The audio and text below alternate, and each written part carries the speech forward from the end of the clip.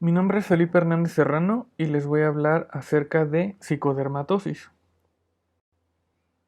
Bien, pues las psicodermatosis son un conjunto de enfermedades que afectan a la piel y que aparecen por razones psicológicas. A veces pueden ser, digamos, un tanto ocultas y de difícil determinación. Implican la canalización de diversos estados patológicos psicológicos, como la angustia, la depresión, la autocompasión, el exhibicionismo o incluso la erotización. Y bueno, en particular les voy a hablar de tres de las diferentes psicodermatosis que hay, que son la alopecia areata, la onicofagia y la dermatitis facticia. Bien, iniciaré con la alopecia areata. Se trata de una alopecia de tipo autoinmune no cicatricial. No cicatricial en este caso quiere decir que no produce cicatriz y por lo tanto es reversible.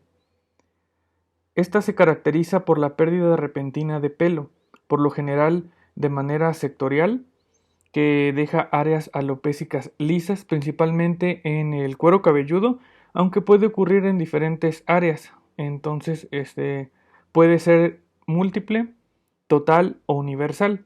Más adelante les mostraré imágenes donde vienen ejemplos de cada una de ellas. Puede también incluso aparecer en cejas, barba o en cualquier otro sitio que contenga folículos pilosos. Incluso también puede afectar uñas. Como les mencioné, dado que no es una alopecia cicatricial, es decir, como no genera cicatrices, es reversible. Y esto se observa principalmente aproximadamente en la mitad de los pacientes.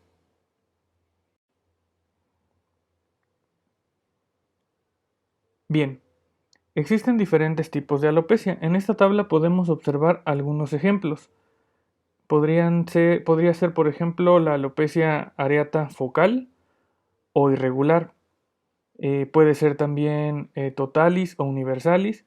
La totalis básicamente se trata del cuero cabelludo y puede incluir estructuras como las cejas y las pestañas. En el caso de la universalis, se trata básicamente de alopecia, de la pérdida del vello en todo el cuerpo.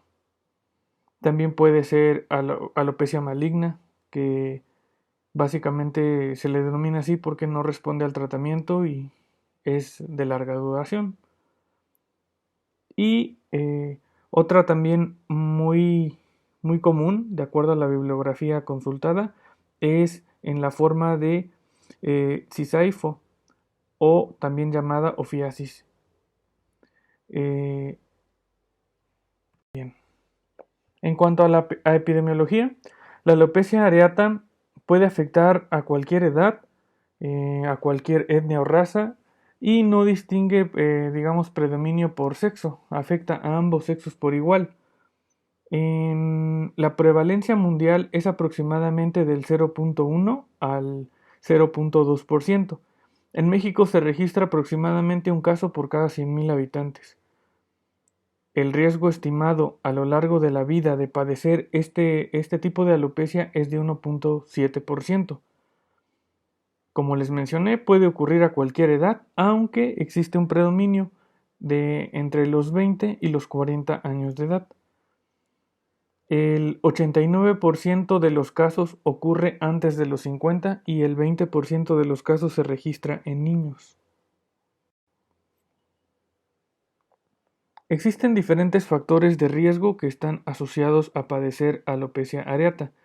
Algunos de ellos son antecedentes familiares. En el 10 al 28% existe una relación genética con un patrón autosómico dominante. También se ha visto asociada con trisomía 21 y bueno, existen diferentes polimorfismos genéticos que son aproximadamente 139 y están asociados con las células T del folículo piloso. También ha habido asociación o también se ha encontrado asociación entre las moléculas del complejo mayor de histocompatibilidad, principalmente para formas graves sería la HLA, el antígeno leucocitario humano DR5, y para las formas leves o severas se ha encontrado asociación con la HLA-DR4. Otros factores de riesgo son pues tener traumas, infecciones, estrés en la fase anagénica, que ahorita más adelante les explico a qué me refiero. Estos factores van a condicionar la aparición de alopecia areata. De ahí que algunas veces haya sido considerada como una psicodermatosis. El estrés también puede condicionar la alopecia areata y a su vez la alopecia areata puede condicionar más estrés, por lo que el paciente suele entrar como en un ciclo. Otra cosa que se ha observado en estos pacientes, que no, como tal, no se ha reportado una asociación, pero sí se ha, una causalidad, pero sí se ha reportado que existe deficiencia de zinc en este tipo de pacientes comúnmente.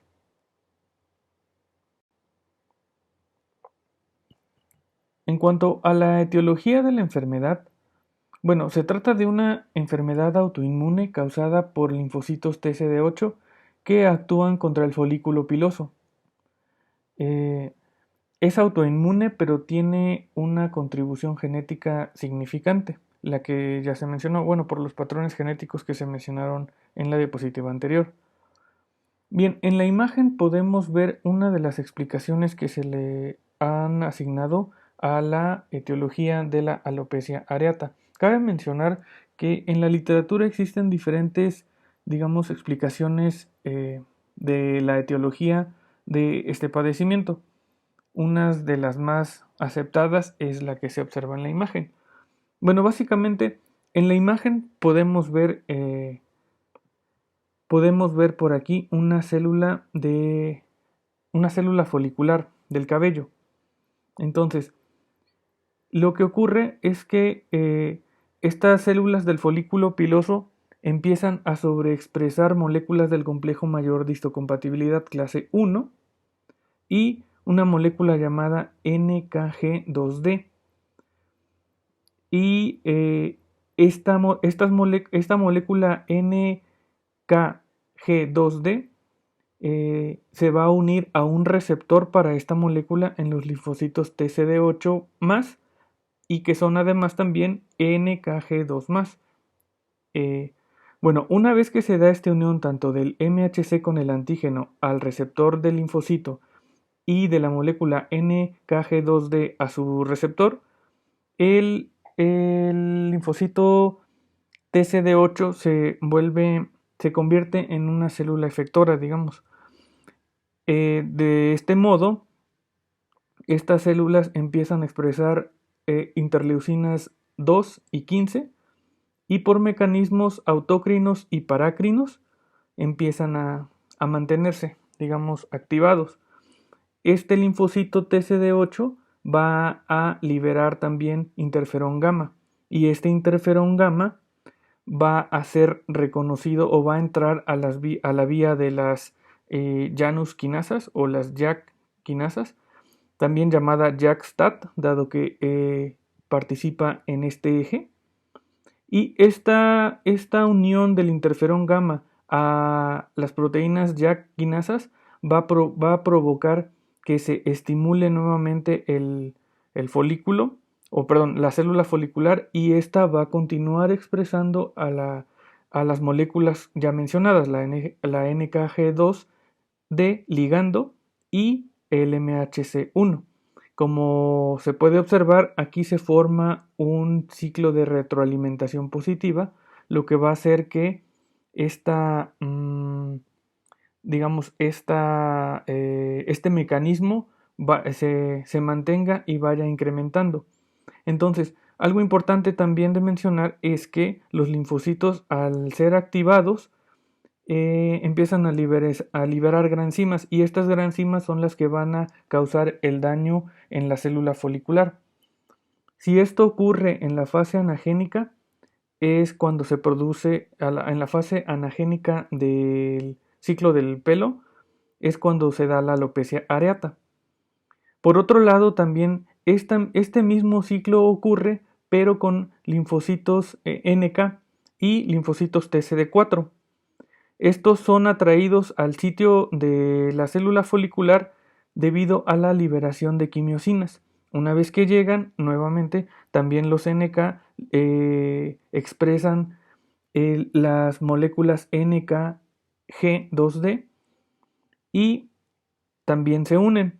Al unirse, igual, nuevamente, van a liberar sus enzimas y van a provocar también daño. Entonces, en cuanto a los linfocitos TCD4, bueno, estos también van a liberar interferón gamma que va a entrar a la vía de las a la vía JAK-STAT y va a producir nuevamente un ciclo de retroalimentación positiva. Básicamente son dos ciclos, uno ocurre con los TCD8 y otro ocurre con los natural killer y la CD4 que son atraídas al sitio mediante quimiosinas. ¿Ok? Bien.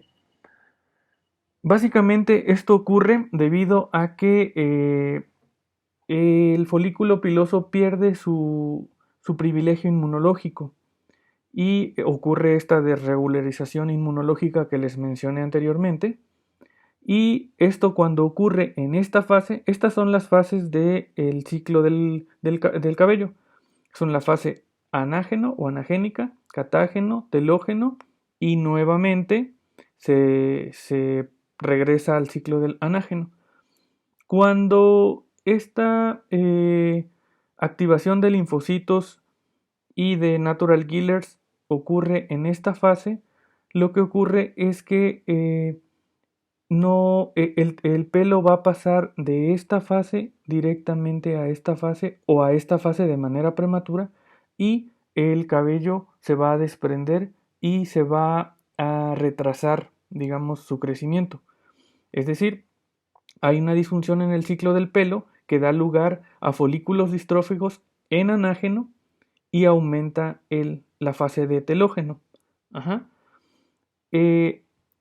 Esta susceptibilidad a padecer alopecia areata puede ser modificada por diferentes factores como dieta, estrés agudo y otros trastornos psicológicos. De ahí que la alopecia areata sea considerada también una psicodermatosis.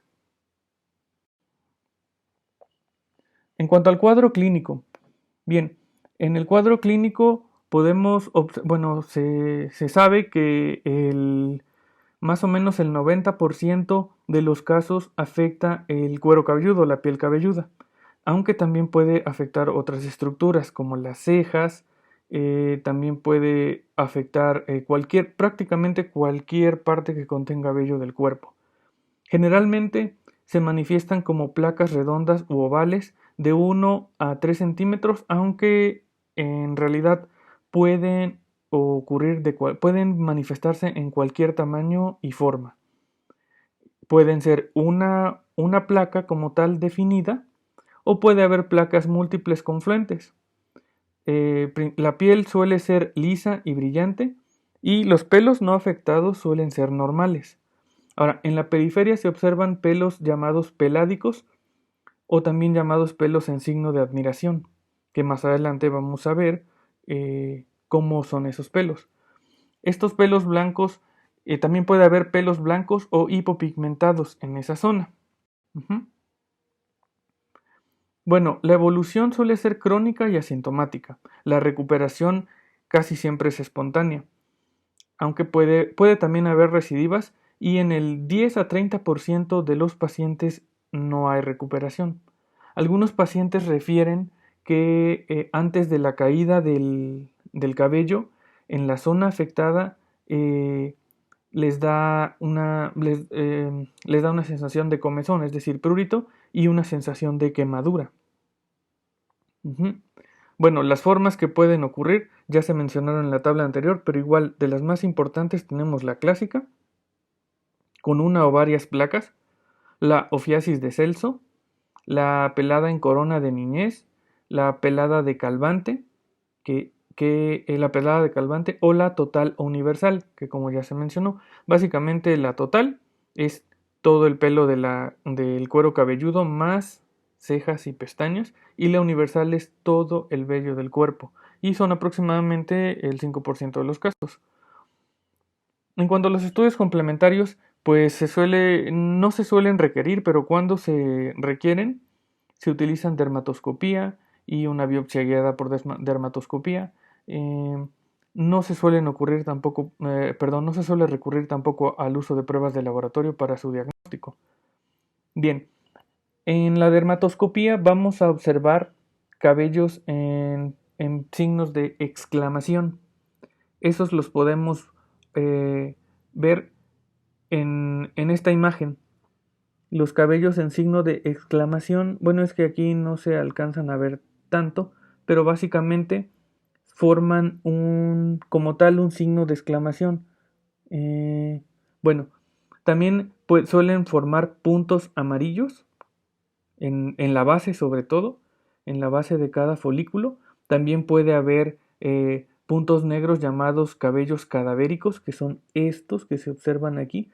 Esos cabellos cadavéricos son básicamente folículos que se quedan vacíos y se rellenan después con partículas, restos de cabello, etc.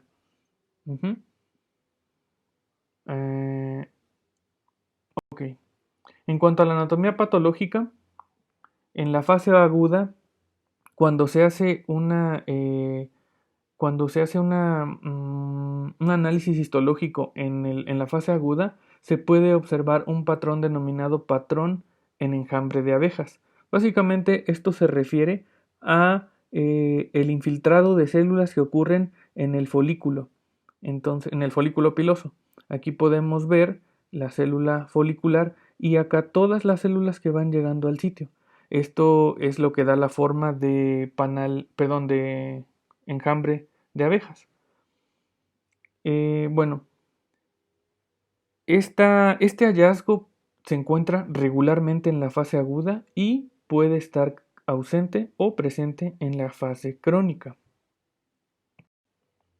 Aquí podemos ver otra imagen del patrón de enjambre de abejas con la célula folicular y las células que se infiltran en el folículo piloso. Bueno, en cuanto al tratamiento, se sabe que ningún tratamiento es ideal y básicamente depende de la forma clínica, la extensión, la edad, el estadio de la enfermedad, el impacto psicológico en el paciente. Pero los tratamientos que han sido utilizados pues son el uso de corticosteroides, como por ejemplo la fluocinolona al 2% por vía tópica, la triamcinolona 2.5 a 5 miligramos por mililitro, máximo 3 mililitros por sesión. Y estas se van a hacer vía intralesional, es decir, en la zona afectada. Ya los tratamientos más recientes van a ser inhibidores de las llanucinasas, es decir, de la vía JAK-STAT, la que les mostré en las diapositivas pasadas. Al inhibirse esa vía, se va a romper ese ciclo de retroalimentación positiva y se va a detener este padecimiento. Algunos autores también reportan el uso de estatinas como la simvastatina, por ejemplo, que se usa con simvastatina, ezetimibe, 40 miligramos, 100 miligramos por 6 meses. Bueno, cuando ha habido fracaso del tratamiento convencional, algunas personas han utilizado interferón alfa y ciclosporina A para inhibir la respuesta inmunológica. Bien, las medidas preventivas. Bueno, se trata de una enfermedad autoinmune, como ya se mencionó, con un componente genético muy importante. Puede haber causas también multifactoriales, es decir, existen diversos detonantes que han sido asociados a padecer alopecia areata. No es considerada una enfermedad psicológica, aunque tiene este componente de manera importante.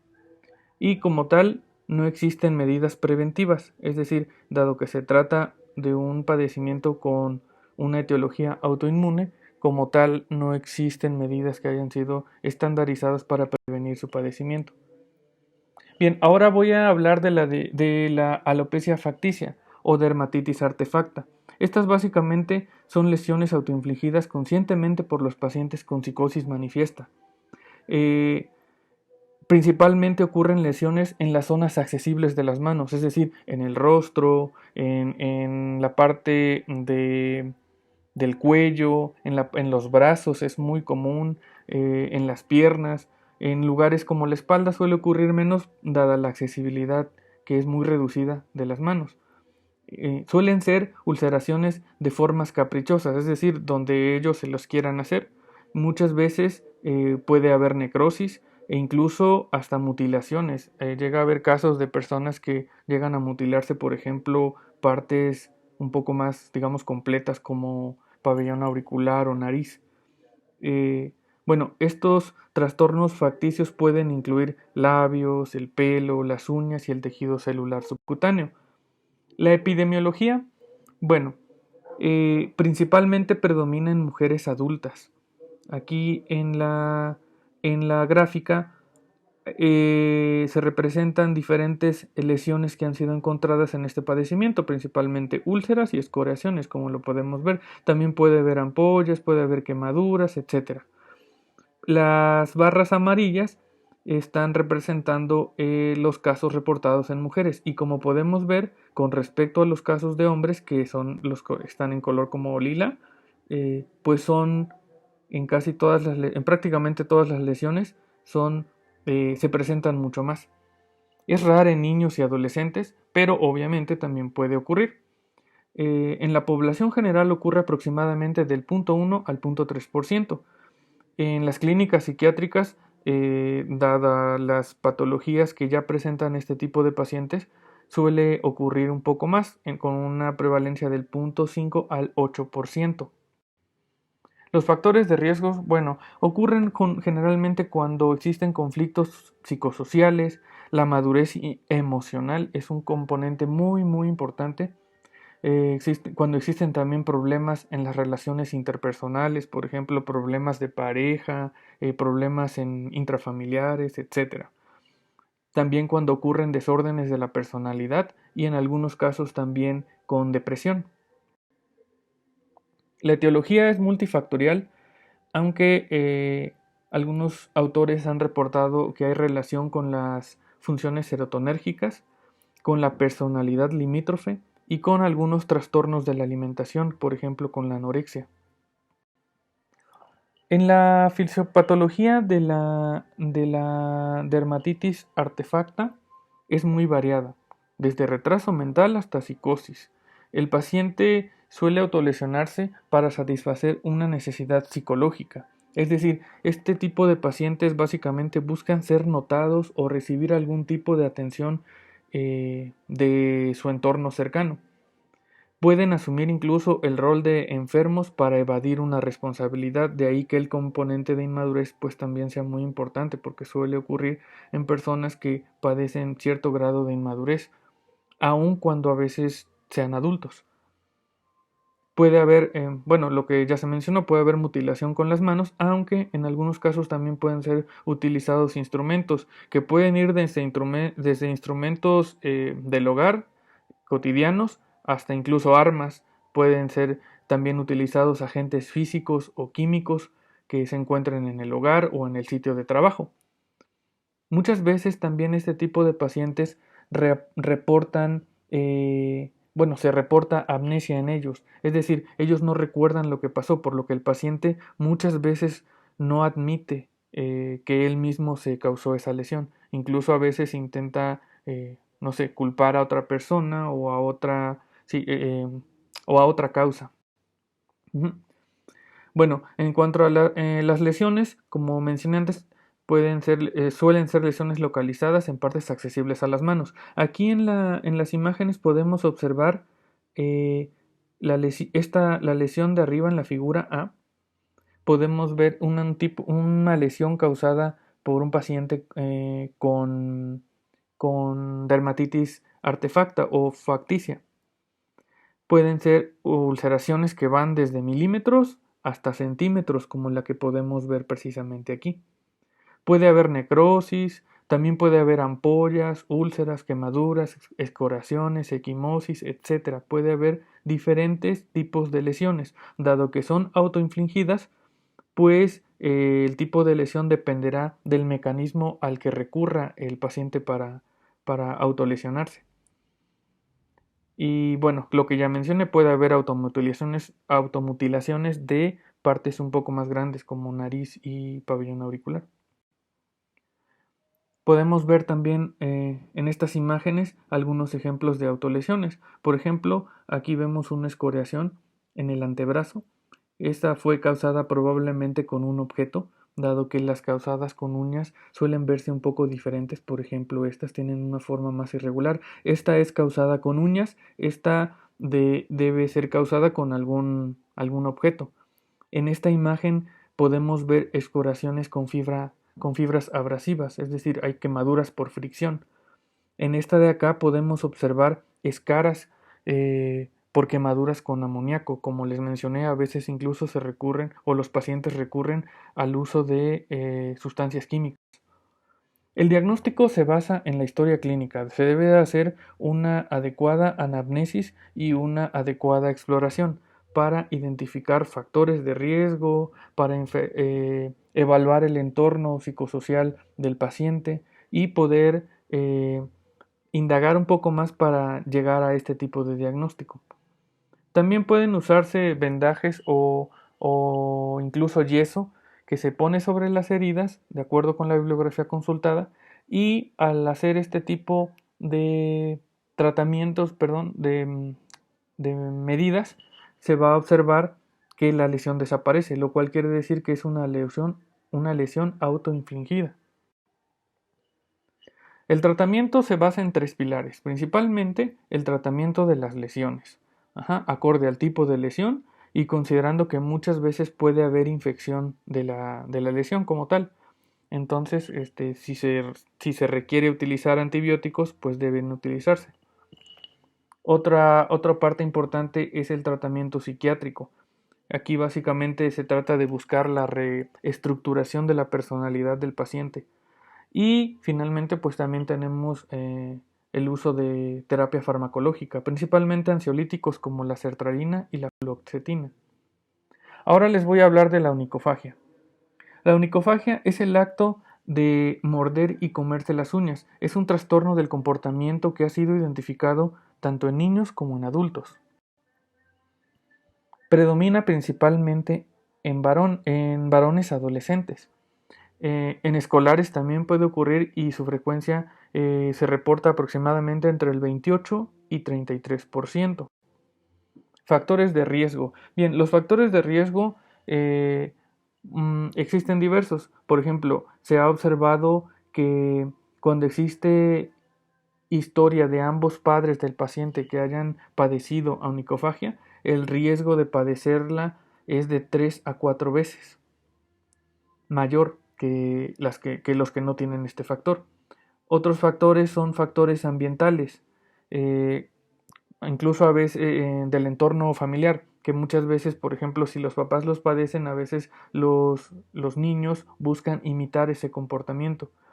Y bueno, eso pues conlleva al desarrollo de onicofagia también en niños, por ejemplo.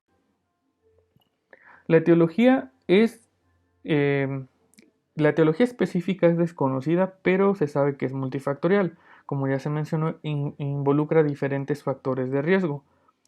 Está muy relacionada con la ansiedad y problemas del comportamiento, aunque no está claro cuál es el mecanismo específico por cómo se llega a ello. Entonces, la ansiedad no es un rasgo específico, es decir, está presente en pacientes que padecen onicofagia, pero no es una característica patognomónica o una característica específica de pacientes que padecen onicofagia.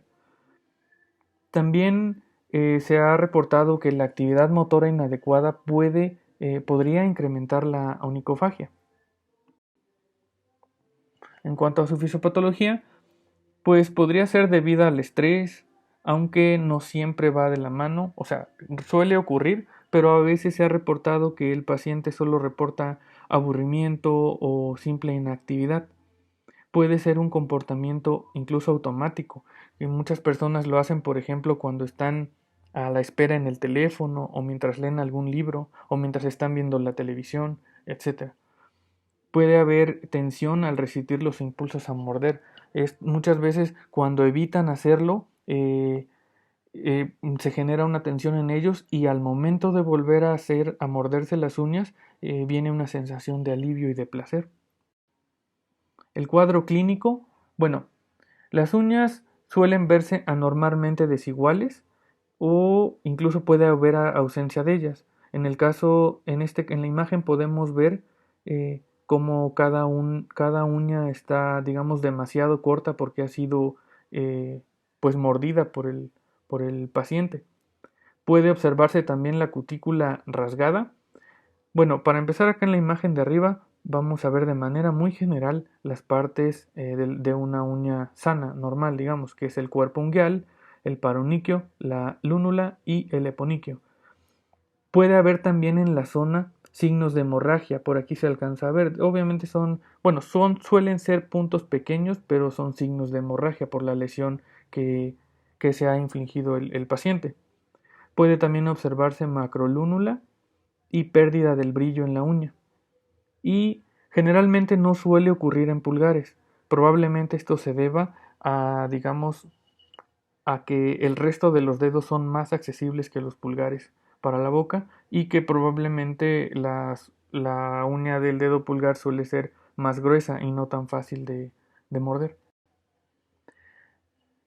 Bueno, el diagnóstico se basa en la historia clínica. Nuevamente es importante hacer una correcta anamnesis y, bueno, la exploración física. Por lo que generalmente no se requieren más bien estudios complementarios. El tratamiento, pues, suele llevar un enfoque multidisciplinario.